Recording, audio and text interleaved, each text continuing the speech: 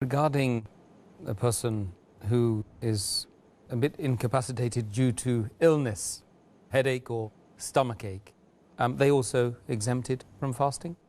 The people who are ill, they are exempted.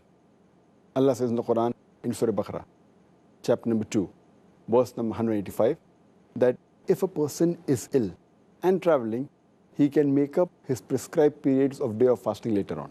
But that does not mean if a person is suffering from a headache or a stomachache or a cough, he should not fast. If a person can fast, if he's sick, it becomes compulsory for him to fast. The only time he's exempted is if fasting becomes difficult due to his illness, or if he fasts, his illness would be increased, or his health would deteriorate, or it's compulsory for him to take some medicine due to his illness, then it becomes prohibited. Otherwise, for small issues or for small reasons like cough, like cold, like headache, like stomachache, fasting is compulsory.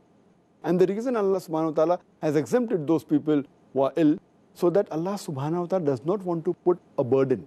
Allah says in the Quran, in Surah Baqarah, chapter number 2, verse number 195, that do not make your own hands the cause of your own destruction. If I'm ill, and if I know that fasting is going to cause a loss for me, will deteriorate my health, it's like killing myself. So Allah said it's prohibited. So if I know fasting will deteriorate my health, then it becomes prohibited. Similarly, Allah says in the Quran, in Surah Nisa, chapter number 4, verse number 29, that kill not yourselves, for Allah subhanahu wa ta'ala is the most merciful.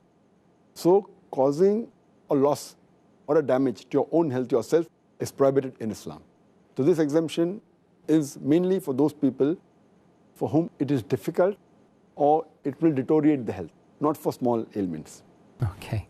We should be very careful to make sure our illness is reasonably severe then. That's right. Next